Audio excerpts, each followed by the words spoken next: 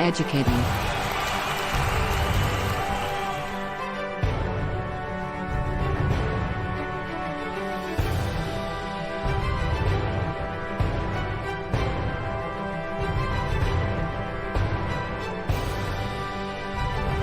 Empowering.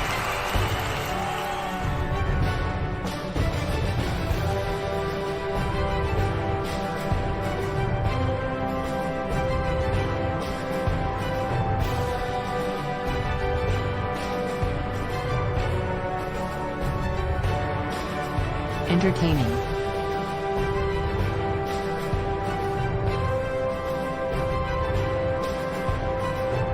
We are the top 5.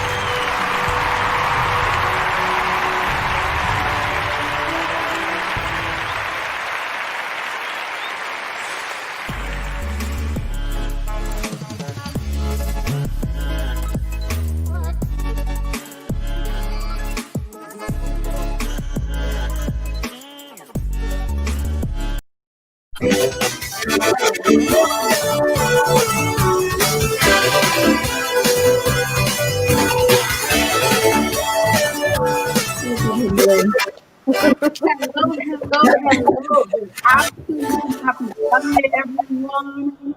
If you're on the live right now, I want you to like and share, and come back and put I share in the comments. Good evening, everyone. I want you to grab your ice cream. I want you to grab your pot. I want you to grab your Guinness and milk. I want you to grab your pudding. I want you to grab your cornrows. I want you to have your munchies because today we have an awesome show for you. So in the meantime, like and share the program. Tag your friends, tag your mom, tag your sister, tag your brother, tag your best friend, your aunt, because this show is for women. This show is empowering. It's going to be an awesome show. So please, again, like and share and grab a snack and come back and chat with us. Does it have to be a snack? Can it be something in my cup, or it has to be a snack? There is something in my cup. I don't want to know what's in our cup. So, good evening, Geraldine. Geraldine from London. Thank you for joining. Hello, Maria. hello, everyone. Hello, Everyone. Hi. Yes. Deborah says she has. We have a great show, guys. So as I said, tag Hello, your Veron. phone. Come, let's chat. Okay. All right, ladies. We have a great show today. We'll be talking about relationship post-COVID, the rise in divorce, or even domestic abuse is on the rise as well. We're going to talk about just the anxiety that parents have with their children going back to school, and then we have some hot button topics like, are we superwomen? Should we be superwomen? We have like a Camilla conversation. We have a Michelle Obama conversation. So guys, get ready and let's get talking. All right. So, I see Deborah saying she has her coconut water and nuts. Yes. Yes. I was just looking at that. The coconut water got my attention, Deborah. Yes. Yes. I'm jealous. Can anybody tell me if Miss Lydia is in the comment section? Is she here? I want to know if Miss Lydia James is in the comment. She is. Yes. Oh, So this is an empowering show today, and I wanted to just shout out Miss Lydia for being a really positive role model in my life when I was younger. She may not know that, but when I was like around 14, 15, or 16, see, I kind of a little nervous to say. Miss Lydia was the first woman who told me like, you could do it. Miss Lydia kind of knew what was going on with me as a teenager, so she used to be like, you could do it, study your schoolwork, blah, blah, blah. So Miss Lydia, I want to say thank you. Thank you. And that's important. I think that's important.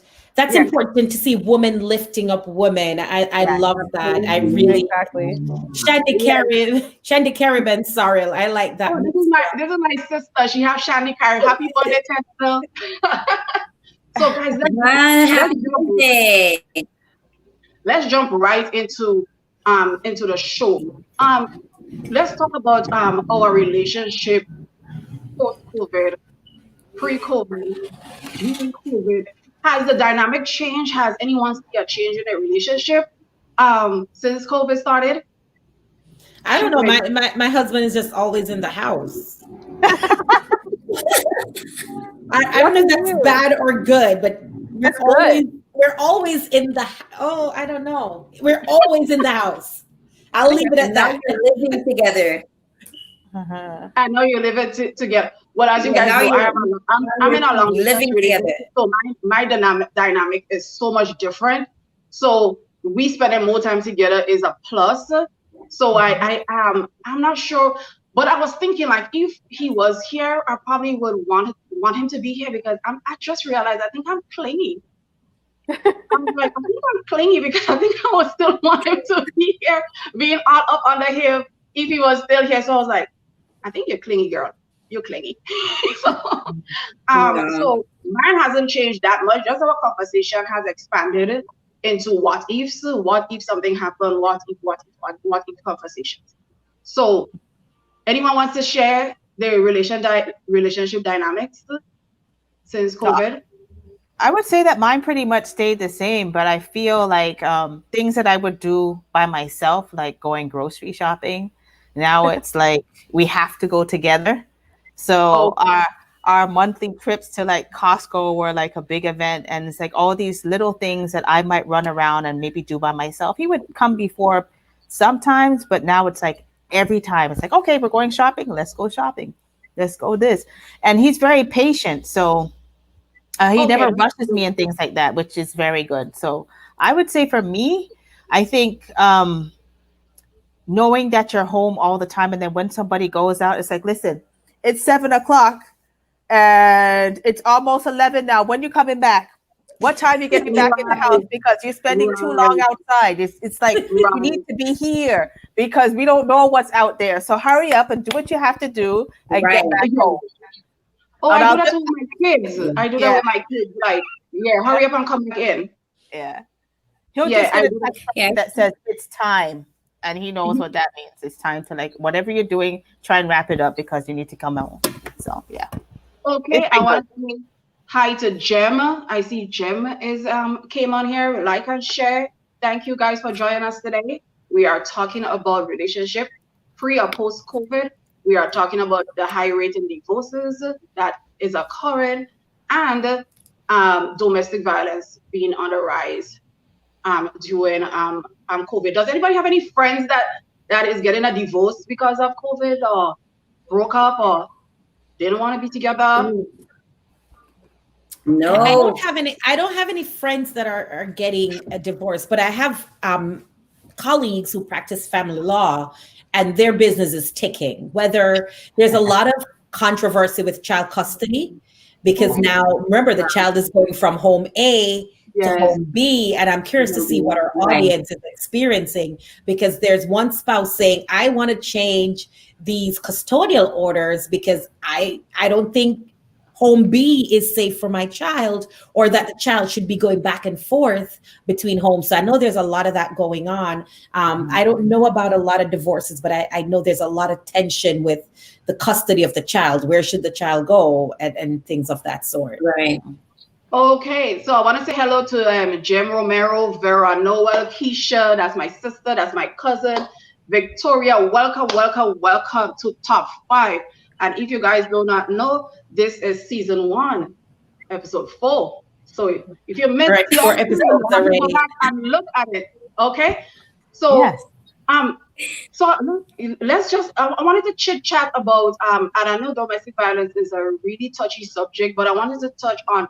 Did anyone see the video of the woman who ran over her husband in the parking lot?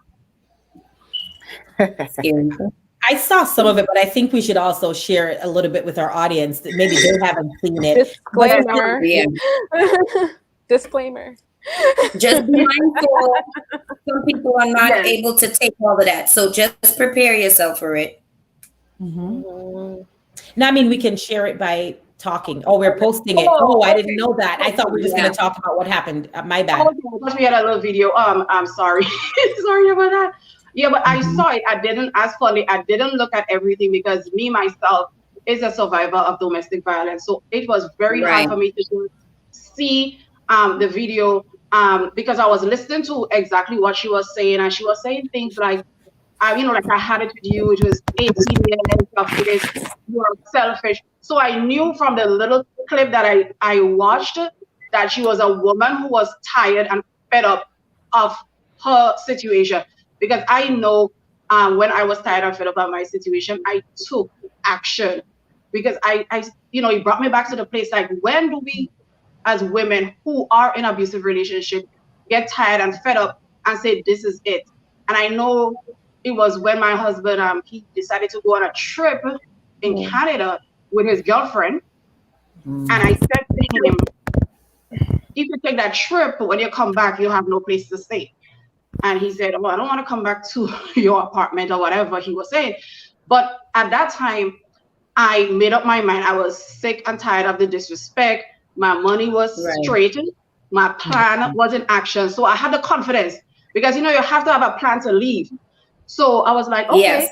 And he came back and he was knocking at the door. And I was like, no, I'm not letting you. Anyway, the neighbors not peeking, and stuff like that. So I had to open the door. But something in me just rise up and I said, you have 2 weeks. 2 weeks to move out. And he's like, oh. Why did you take him back? I'm curious. You let him back in for 2 weeks. Why? Because at the time he was creating the drama outside. Okay. He was creating the drama and the neighbors was looking in. And at the time, being a Caribbean person, you don't want anybody to be in your business. Right. So it's like, let him come in so we could talk about it inside. So I said, you have 2 weeks. 2 weeks to leave. And I was serious. And he didn't take me serious. In the 2 weeks, he did all the things that he would do, like clean and cook. And, the house just smelled Clorox, every time I walked in, and I was like, I'm not feeling sorry for him. I took the kids, I brought him in my bedroom. I was like, I'm not feeling sorry for him because I don't want to look in his eyes and say, oh yeah, well, he can stay for another month or so. Right. You don't want to continue. No. Because I was serious because you remember being with somebody for all these years and they never sleep out and then you're going to sleep out for a whole week. So the 14th day, I packed his stuff and my friends was like, don't do it, blah, blah, blah, blah, blah. I wasn't even, my stuff wasn't even, straight. But Herman, there comes a time where you just have to, when you have to make those changes for yourself. And even though you might have friends, it's good to listen to your own voice because you have a lot of friends that will say, especially if they're in bad relationships, leave him, or stay. You have to do it for your own self. You don't listen to anybody else other than what your heart and your mind is telling you. And when you know that this is what you want, he could cry blood. It doesn't matter. You're going to do what you have to do. And everybody has to come to that moment for themselves. You have to come. Yeah, you have to come to that moment for yourself, by yourself in that space. And I did that. And I remember he saying, honey, and you really want me to leave? And I'm like, yeah. He's like, really? Like, you really serious? I'm like, yes. And then the boxes was going outside. I'm like, yep. He's like, oh, that's you had your R. Kelly breakthrough. That's your R. Kelly moment. Can I have some rhyme? And I'm like, of course. That's it. You had your R. Kelly moments. Yeah, you had your R. Kelly moment. You're set up. Yeah. It was hard because I had never decided to leave because at first, things kept me there because I was like, oh, at least I wanted to leave and have my working papers. I wanted to leave, but then the peace of mind, my peace of mind was way more important than that silent treatment, from that mental abuse, that emotion, because my abuse was mostly mental.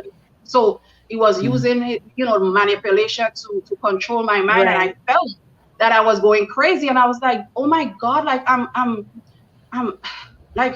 going crazy. Like, I need to get out of this for my own sanity because either he would have ended up dead, I probably would have ended up dead or deported or something. So I had to take action. I agree with you, Hermelin. I see Andover says he was lucky he got 2 weeks. For those of you that just joined us, we're talking about the domestic violence incident. I think it was in the state of Maryland where the woman backs her car up and runs over her husband. Apparently there was some cheating involved, and I'll say apparently or allegedly because I don't know for a fact. Right. And one of the words she said 18 years. Hermeline, you said you let him back in. You gave him 2 weeks. This woman says 18 years. She's like 18 years. She kept saying that over and over and over again. And I love the comment where that one of our guests said, you know, when a woman's back is against the wall, a woman's back is against the wall. I know culturally in Jamaica, according to statistics, about 70% of women believe that the man is the head of the household. So a lot of Jamaican women, and I don't want to say everyone, I'm choosing my words carefully, a lot of Jamaican women will accept domestic violence. They'll accept, you know, the physical abuse, the oral, the verbal abuse, because a lot of times they're not leaving. They're not leaving that marriage. They'll go talk to the pastor, you know, but they are not leaving that marriage. They will stay in that marriage for as long as possible, or that relationship as long as possible. I kind of feel bad for that woman because people will probably say that, okay, she's stupid for doing that, but you also have to understand that sometimes a person can just lose it, right? Yeah. And at that moment, you don't really think right. You know, there's always a moment that you might lose it and you don't even know what you're doing. So as you said, she kept on repeating 18 years. So obviously she wasn't in the right state of mind when whatever he did, and that's what happened. And it's sad. It's a very sad situation, but at the same time, it's like, we don't know the backstory of their relationship and what happened and what made her actually do it. You know, I'm just looking at both sides of it, you know, so, you know, people are people. You can't, not everyone could actually hold their actions and be cool. You know, not everyone can do that. Some people, you know, will react in rage. So. Yes, and you know, studies have shown that Geraldine says Caribbean women are abused, you know. So Geraldine is saying that the woman is very stupid. We have a one person saying that she's very stupid and she's going to spend a very long time in prison. She's not stupid. No, I don't. I won't say. I want to say she's stupid. She flipped. She flipped. If you're not in a domestic violence situation, you wouldn't understand. She flipped, and I know I got to those moments of flippiness where I'm like, okay, I could do this. I want to do that. I remember like looking at Eyewitness News, like looking to see if his car was going to go over the Brooklyn Bridge. You know. Yeah. So we have those little psychotic moments that happen because you want to get out and you do not know how to get out. And you know, that is why we need to know the type of abusers that we are dating and the type of abuse that we are going through. Although mine was not physical, it was emotional abuse. And a lot of women are emotional abuse and they do not know it. So you have to know the type of abuse that you with, and you have to know the type of abuse that you. It could be a narcissist, it could be a sociopath, or it could be a psychopath. So you have to treat each one of them differently. So knowing who they are is very important. Having 1 out of 3 Caribbean woman, in an abusive relationship, because look, today is going to be over and a lot of women will have gotten hit or cuffed or kicked today. It's too much. It is too much. And my advice is, ladies, you have to stack your cash. You have to save. If you are in an abusive relationship, you have to save your money. If depends on your situation, you have to make copies of documents if you know you're going to need it later. And you have to create a plan of exit. And then you have to start loving yourself. Absolutely. So Hermeline, can you repeat those steps? Because maybe somebody might need to write those down. So those are very, very important tips that you just gave there about planning your exit, how to plan your exit. So to plan your exit and how to leave a relationship safely, the first thing I did was I took my mother's advice. Keep quiet. Stop telling him I'm going to leave you. Stop telling him I have another man. Stop telling him all these things, because I did it. And even though part of it wasn't true at certain times, I was saying that because I'm thinking, if I say I have another man, he's going to change. If I say I have, if I said certain things, he's going to just change. But not knowing, I didn't know at the time, it's a mental problem. So first I shut up. I shut my mouth. I saved my money back in the days, well, there was susu. So I went in a big susu and I was like, okay, that's gonna be my stash. And I did that. I made copies on the advice of a friend. As she said, I don't know what to tell you. The only thing I can tell you is to photocopy all his documents. That was the best advice ever. Because when I had to do my immigration papers, the agency said, I never seen someone come in here so organized like you. Everything they asked for, I had it. So, and I started to make a plan of escape. So when he decided to go to Canada, that was when I saw my way out. When before that, a little before that, he choked me. He choked me one night and he said, I'm going to kill the little tonight. So that's when I started to plan real seriously, like, okay, well, he's going to kill me, because in my marriage, everybody stayed for different reasons. I'm not going to lie. I stayed for status. I wanted to be mistress, so and so. I really didn't, that bugged me because I didn't want to be a single parent, because the single parent came with too much negativity. So I stayed because I wanted to be mistress. Even though I never said he's my husband, I am mistress. In my head, that's what I wanted. But when he choked me that night, I was like, there was no status, there was no green card, there was nothing that would keep me there. I did not want my child to grow up without a mother. So that's when so that happened like 6 to 8 months before that. And then I started to save, got my susu money. And then the Canada issue came up and I was like, this is how I'm going to leave. Right. Because I know, go, I you got to go. And it went, and he's still with the person he was with when he's still with that same person. That's 20 something years ago. He's with that same person. So I came out. Well, let's hope he changes. At the time that I left, and it's a long road. It's a long road to recovery. I'm not gonna lie, because you have to go through all the 7 grievance stage. You have to go through the denial and the blame and the guilt and all the other stuff before you even start loving yourself. But what I say, if you are in that situation, you have to have a plan and you have to stack your cash, because the money gave me confidence. But too, for a lot of women, they don't have access to, because I've worked with women in that situation where the husband is the only, or the spouse that's committing the abuse is the only breadwinner. It could be male or female. Right. So they're the only breadwinner. So it's harder for that woman or that man to just leave because they have no access to funds, no access to the documents. So it's a little bit harder for them to leave. And I love when you talked about Hermie doing it for the status. I know, especially in the Caribbean, the only person you're going to tell said the man of BTN is a pastor. We're not going to share that with anybody else because we're ashamed, even though the whole neighborhood knows who the abusers are. Exactly. The entire neighborhood know that when Johnny drinks the white rum and come home, he's going to beat you. Everybody knows. But it's like this big open secret, especially in the Caribbean, and the women have children for these men, and it's harder for them to leave. Yes. It's not like here. I think in the States, it's easier because we have shelters, we have, we have all these resources that are available to us. Yeah. And I'm speaking for Jamaica, where I grew up. I don't know how it is in the other areas.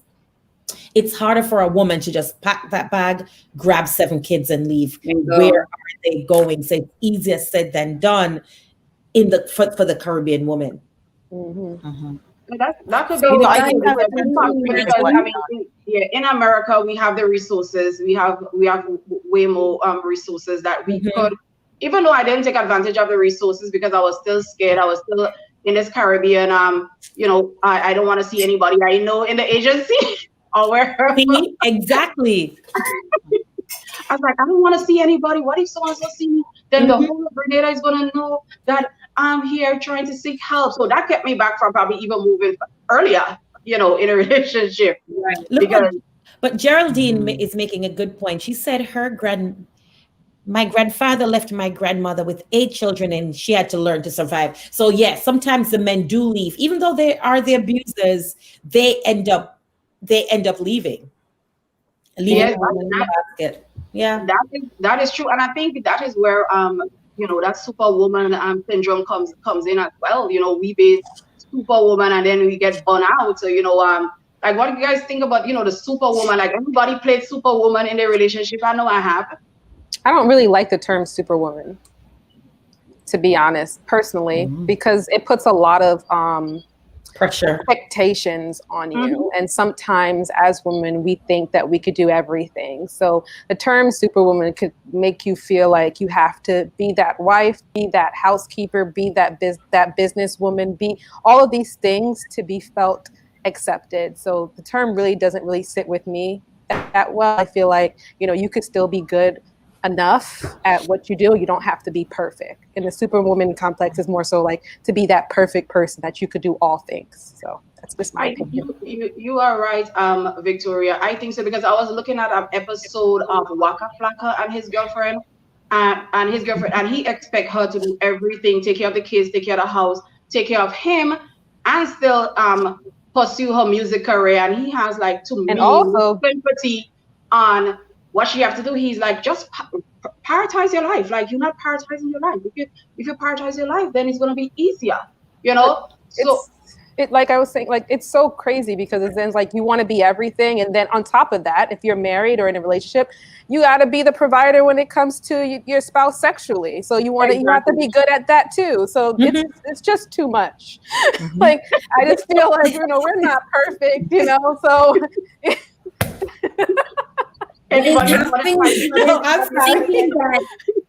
You're a superwoman. I'm sorry, Victoria, that you had me there, because you got to cook, clean, and then roll over. Yeah. I mean, at the end of the day, as women, I just want to be a woman. That's all I want to be. I don't want to be anybody's superwoman. I was only born with a vagina. That's it. I don't want to be a man. I don't want anybody to expect me to be your role and my role and everybody's role. I was born to be a woman. I want to be treated like a woman. A man has his role, and I have my role. Thank you. That's it. I'm not anybody's superwoman. Period. But is it bad to think that you're a superwoman in some sense? I mean, if we're talking about, women who have gotten over domestic abuse or whatever type of abuse, you would want to think after going through all of that, you can look at yourself as a superwoman for overcoming all of these challenges or all of these obstacles that have been placed in your way. I do agree that, at times we need our cups filled too. Being a superwoman, you take care of everything and everyone. But then, at the back end, no one is taking care of you. But I think we can have a twist on, being a superwoman in terms of your achievements and your goals and your accomplishments in life could, fit the title of being a superwoman for yourself. Absolutely in terms of empowering yourself. It's better to stay strong. We can be strong women, but I don't like when society puts this burden on me. I used to think, we don't want society's labels. We want our own label. You want to feel superwoman by yourself. Right. So very early on in my marriage, I thought I had to go to work for 12 hours, run to soccer games to be with my son or my daughter, come home and cook a whole chicken. Exactly. and then put the chicken on the table.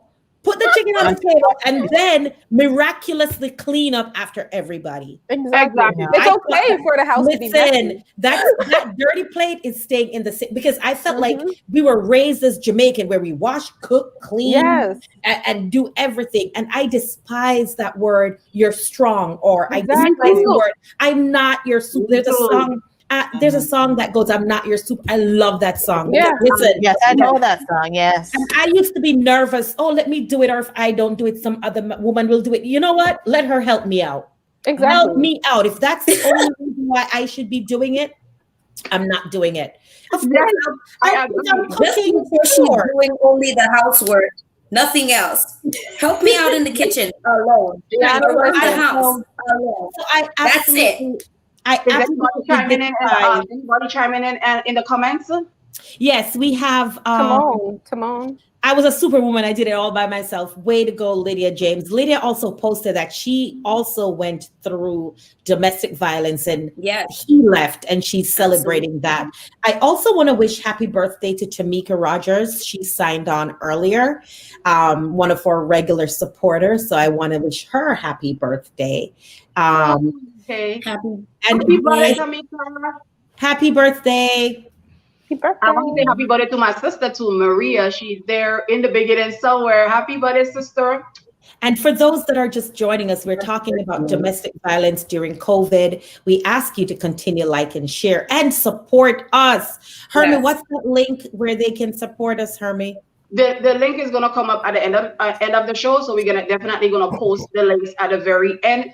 But what I want to say we need to define the word superwoman. Superwoman should mean self-care, spa days, girls' night out, and taking care of ourselves. That is what real superwoman Yes. is. That is a superwoman. That's it. Yes. Redefine the word and let us take care of ourselves. Mhm. And Exactly. And Your own label, your own meaning. let's go into a short break and we will be right back. Grab your ice cream, guys. I'm not your superwoman. I'm not the only one. A woman. I can't remember the words, but it's a great song.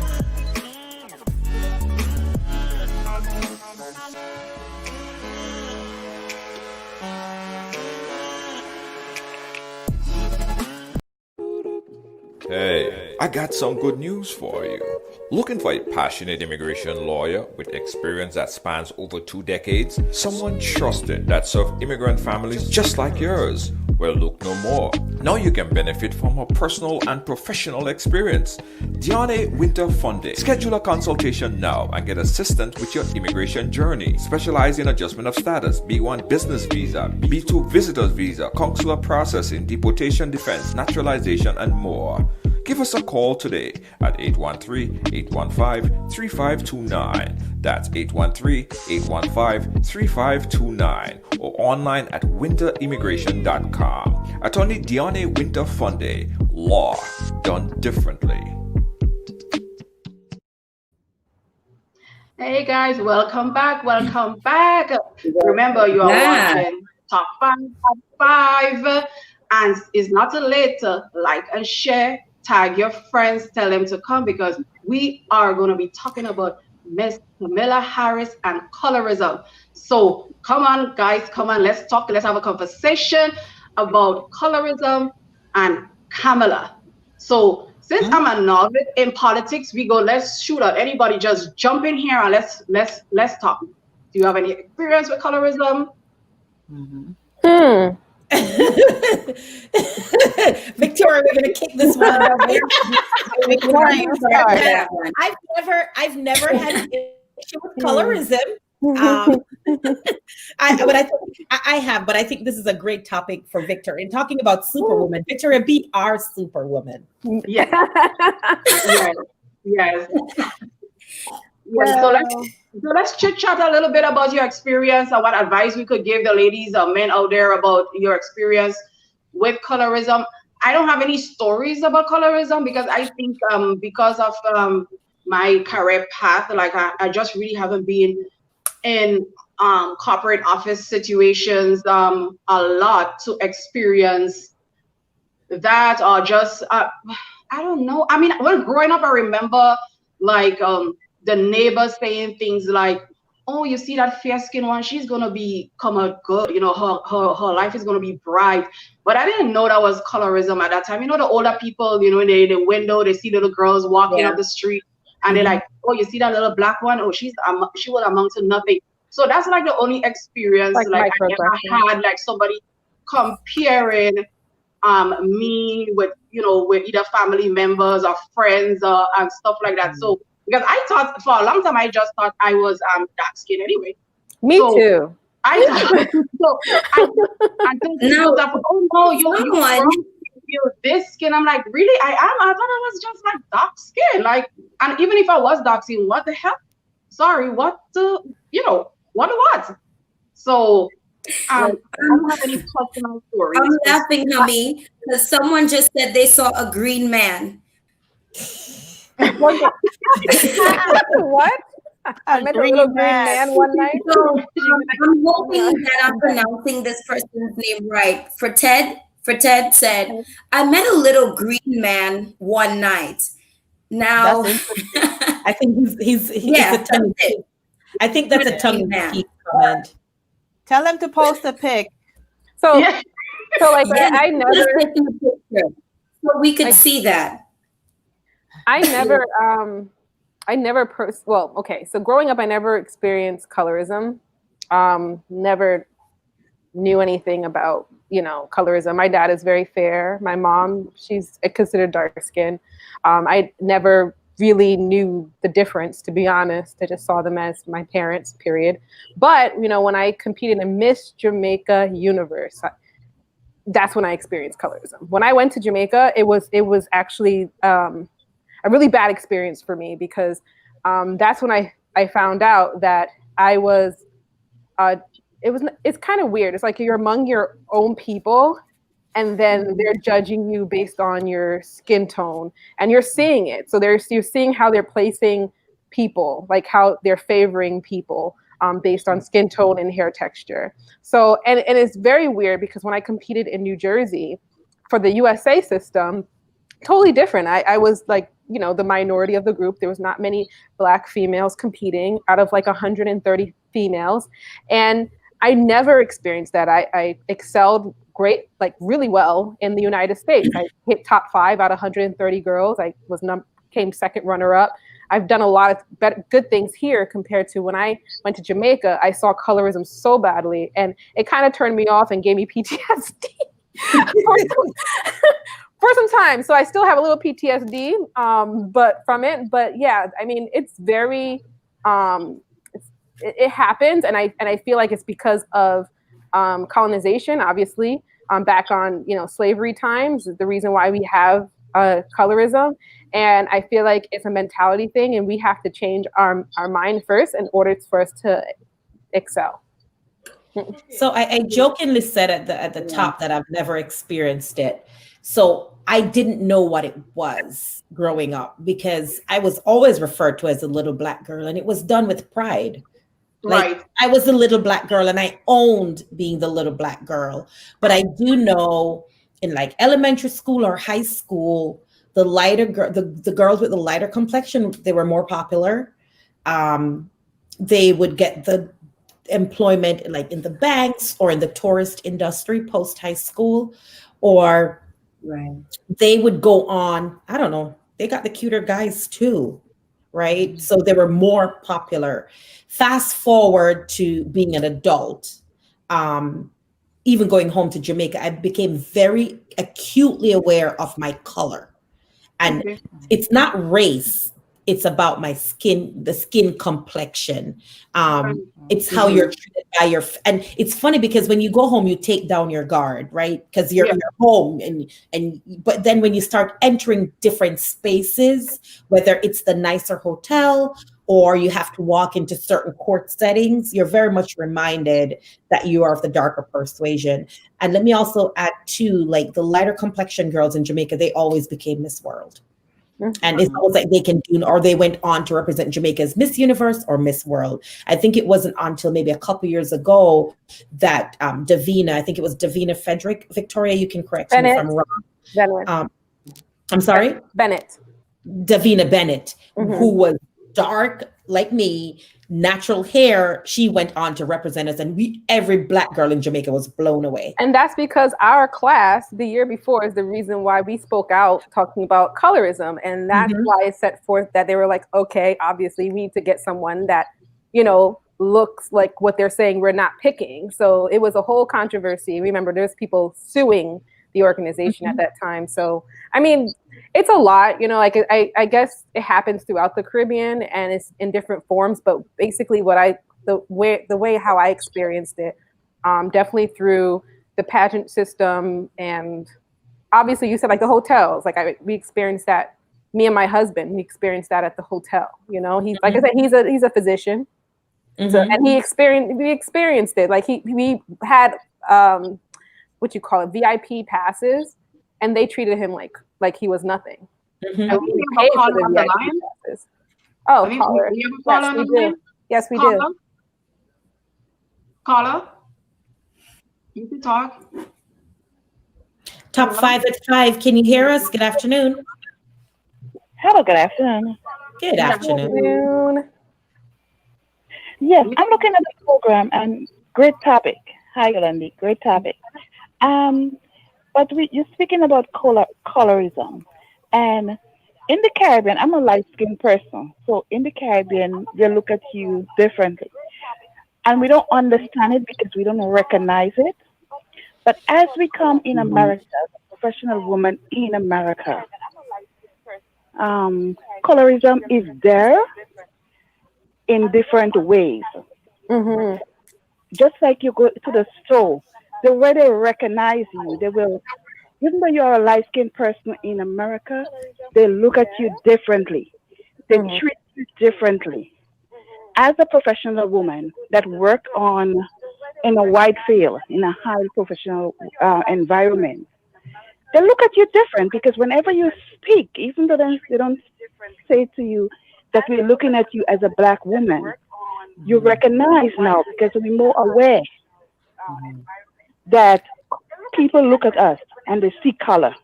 Yeah. So sometimes we don't want to admit that because we get a lower salary or they put us further away in the boardroom to see it, or they listen to our idea less, or they take it less granted.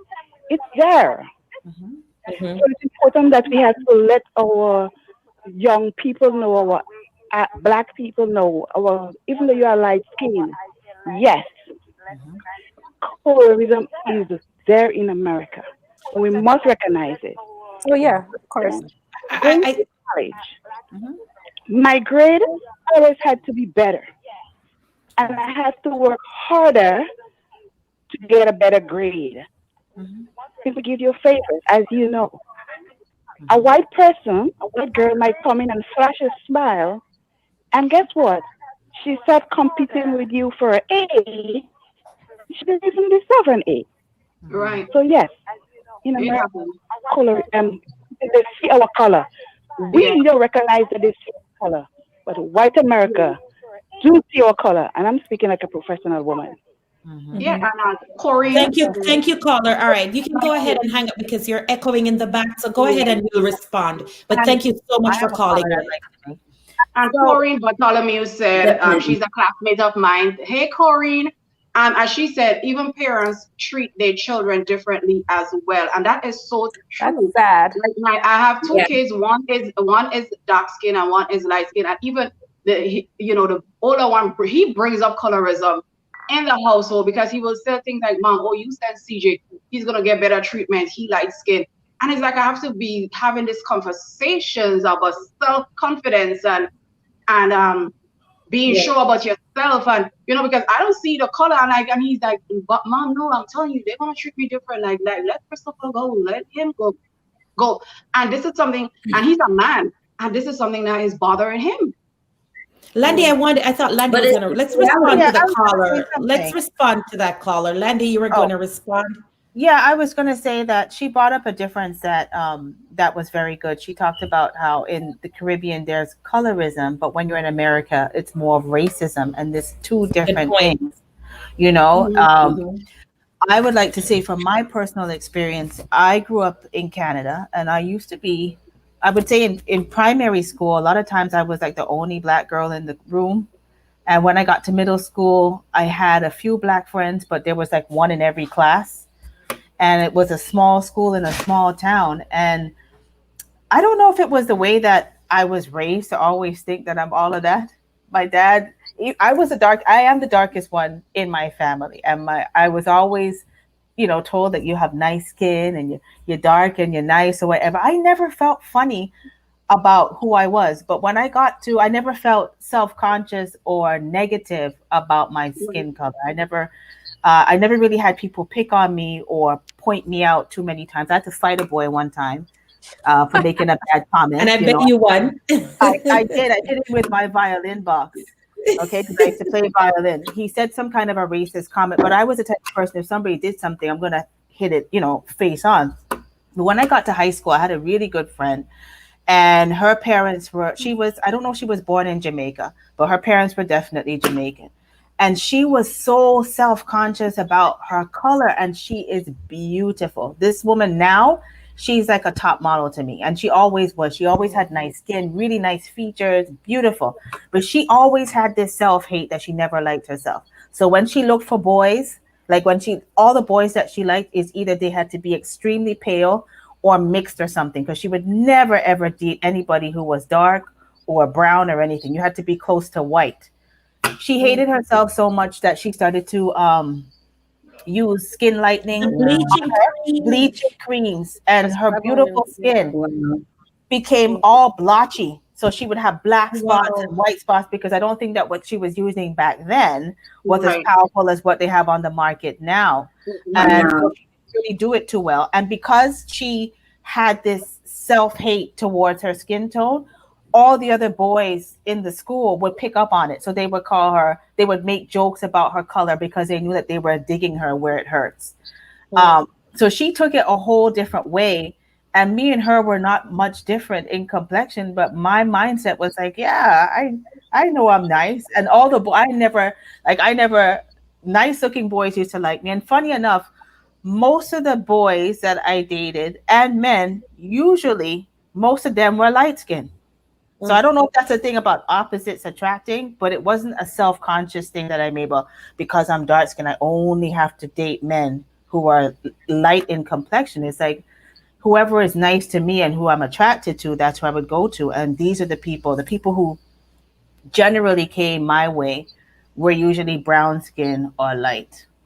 But I don't know. I just find it so strange that the experience in the Caribbean, where you think that you would have more acceptance, is different. I grew up in Canada, where I was around people who are a lot different than I am.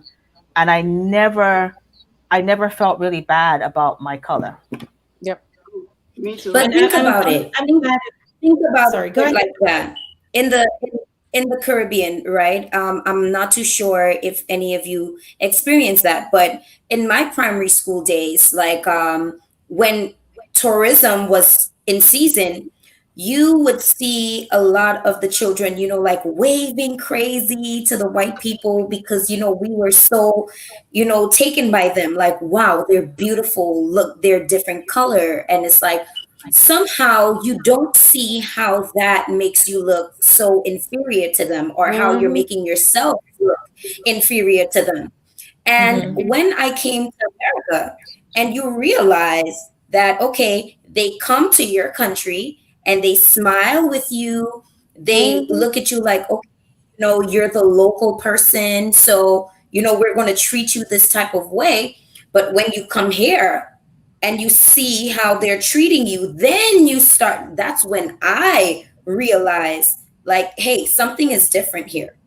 Yeah. And I always say to myself, like, when I go back home to Grenada on vacation and, I'm in my element, please don't walk up to me and have any conversations about, oh, are you local? Yes, I'm local. But I also know that when we go back to the States, we might be on the same flight. We might be riding the train together. And I'm well aware of what you look or what you view me as. So I'm very aware of colorism, and I'm very aware of racism, and these two intertwine. But I think it's also about just self-love.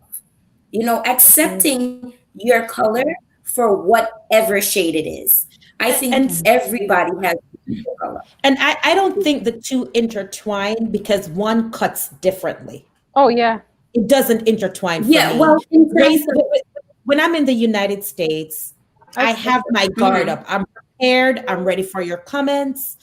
I know you may take me at a different face value. When I go to Jamaica or I travel to Africa, I let my guard down because I'm around my peeps. Colorism is differently, especially when they're asking if you're a local or whatever. They know why they're asking you that.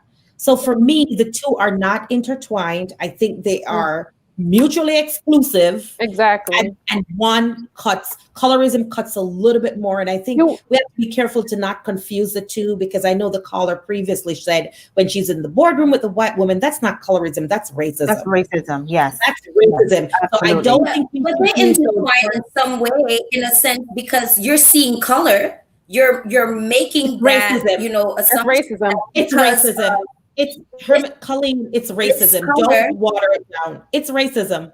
Yeah, it is. No, it is racism. That's just my view of it. I just feel as if you're seeing color, you know, I don't want to see color. I wanna get to know that person. We all see color. I want to see color. We all see color, even though we don't want to see it. Color, but I just want to jump in here. And color, you know, for me personally, I think it intertwines. One does more damage than the other, but I just believe that with colorism, you can look at it as a gateway to racism, because you're seeing people and you're judging them by the way they look, the color of their skin, when you don't even know that person. We need a whole show for colorism. I just want to jump in here and just say, you know, guys, if you love this show, and you want to be sponsored on this show, get in contact with Master Control. If you have an errand business, if you have a clothing business, a makeup business, a hair business, come on. Don't you want to see your brand on this airplay going on? When I say, or one of us say, we'll be right back. It will be your commercial, your ad on this show. So please get in contact with Master Control to get your advertising with us. Also, if you want to donate to the show, please use the link, go for live and help support us. Okay. And last but not least, we have one more thing to talk about. I want to talk a little bit about the DNC, Miss Obama's speech. What did you guys get out of this speech? I have my list. I have 4 things I got out of her speech. But I want to hear you guys on first. I want to go. It was hot. It was hot. You saw Michelle. I saw Michelle. Yes. She was amazing. Yes. It was absolutely amazing. If there's one thing that stood out to me that she said. First of all, she connects with the audience better than her husband, better than anybody. Biden did a really great job. Let me just tell you that the rundown of who I think did really well for speaking during the Democratic convention was, I feel that number 1 was Michelle Obama. Number 2, Biden really got me. Number 3, my third person, if I would say a top 3, was Bloomberg. But if we're going to be talking about Michelle Obama, one thing that she said to me about Joe Biden, she said to me that Biden knows what it's like to sit at a table with an empty chair. And that really, stood out to me, because he's suffered or been through some terrible loss. He's lost a wife. He's lost, I believe it's 2 children. And that's a lot to lose in one lifetime. And still carry on and still do all the things that he does. I lost my mother over a year ago. And when she said that thing about the empty chair, I was like, oh, yes, I know what that feels like. Because when I go home to my parents' house, there was a chair that my mother would always sit in. Ooh. And for the longest time, everybody would avoid sitting in that chair, because if you came down to the kitchen and she came downstairs, whoever's sitting in that chair would have to leave and go sit. So you just knew to just get up, because that's her spot. So when that spot was empty, it was like, wow, like she's really not here. Like there's nobody to sit in this chair. So everybody avoided it. And it's a lot when you're dealing with death. And his thing that what he had said is that in going through all of those experiences, he was able to find purpose and meaning. It forced him to find purpose and meaning in his life. So for me, her bringing up that statement, that was something that was very impactful to me. I think her speech and the way that she came across and the way that she connected, I don't think anybody else could be as sincere and down to earth. And when she said she hates politics, I believe her when she said that. I honestly believe it. I read the book that she had put out about a year ago, and she conveyed that same idea that she's not a very political person, but she really knows how to relate and draw people in. So I think she did a tremendous job on that speech. Yeah, that is true. I mean, you are so right? I connected with her as well. And these are the things that I took out from her speech when she said, let's be empathetic, put ourselves in someone else's situation. Let's support women and men. Our life has meaning and worth.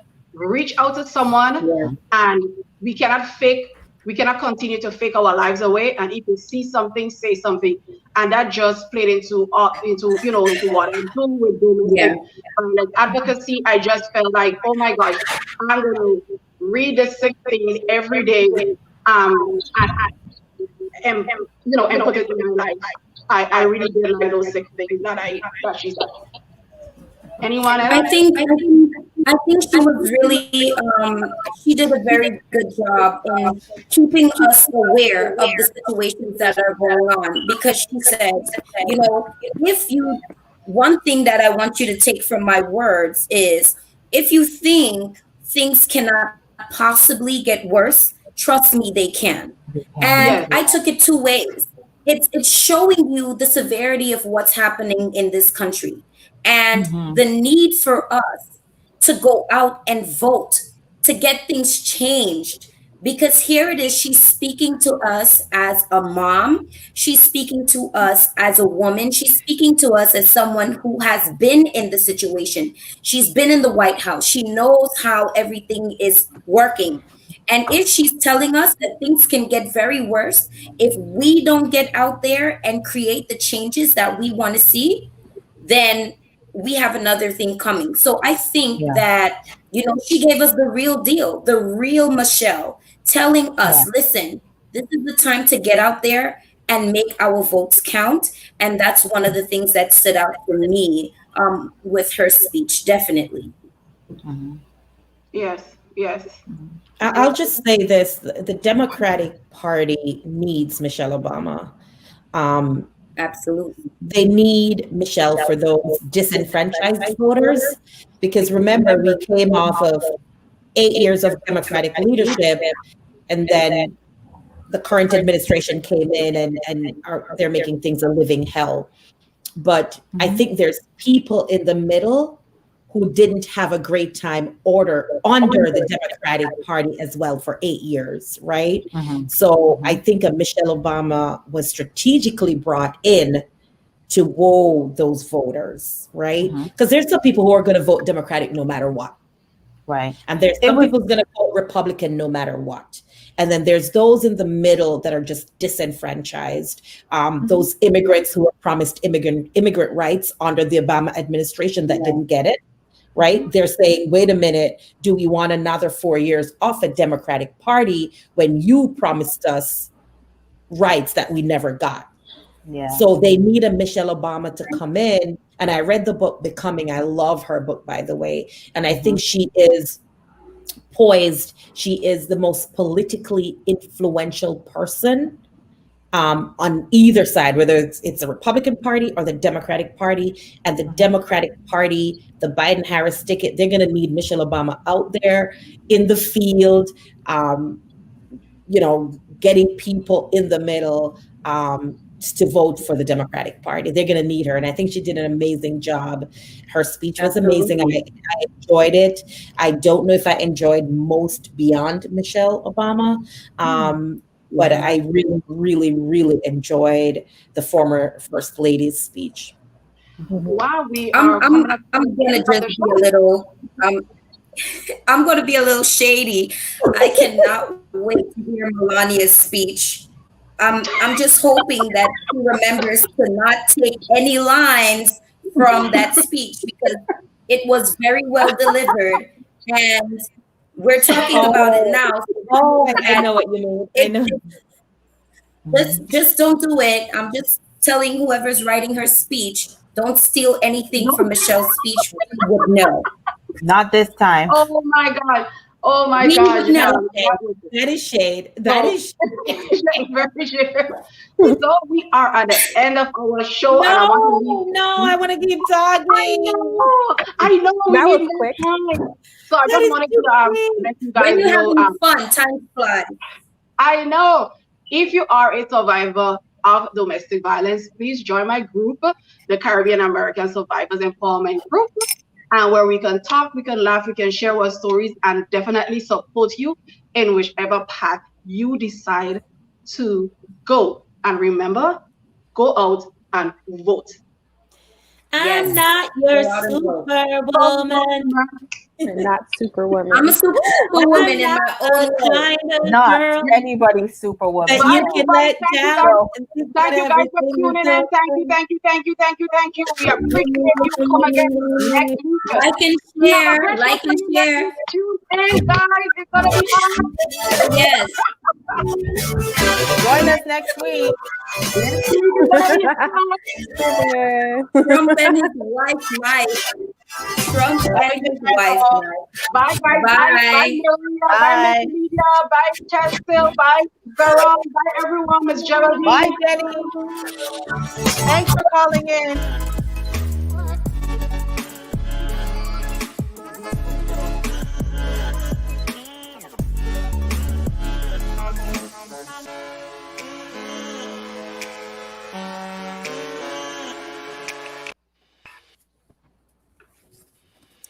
Top 5 at 5.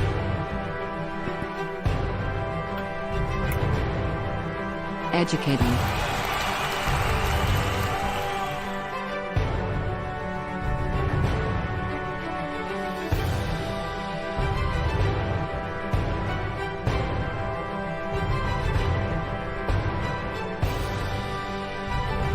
Empowering.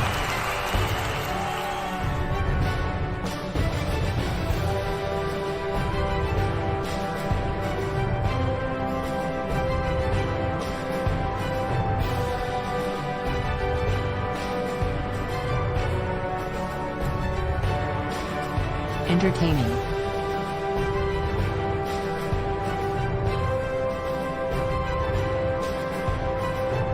We are the top 5.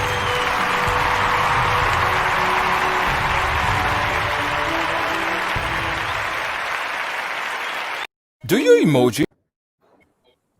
Do you emoji? I'm talking to you. Yes, you. Do you emoji? You should. Emoji, a brand new social media platform where you can social your way. With a simple and quick way to engage, meet new friends, and social the way you just love to. No annoying blocking or censorship. Check out emoji.com from your mobile or desktop PC. Emoji.com. Do you emoji? Well, you should. Log in now. Emoji.com. Do you emoji? Emoji.com. Log in, sign up, and emoji. Hey, I got some good news for you. Looking for a passionate immigration lawyer with experience that spans over 2 decades? Someone trusted that served immigrant families just like yours? Well, look no more. Now you can benefit from her personal and professional experience. Diane Winter Funde. Schedule a consultation now and get assistance with your immigration journey. Specialize in adjustment of status, B1 business visa, B2 visitor's visa, consular processing, deportation defense, naturalization, and more. Give us a call today at 813-815-3529. That's 813-815-3529 or online at winterimmigration.com. Attorney Diane Winter Funde. Law done differently.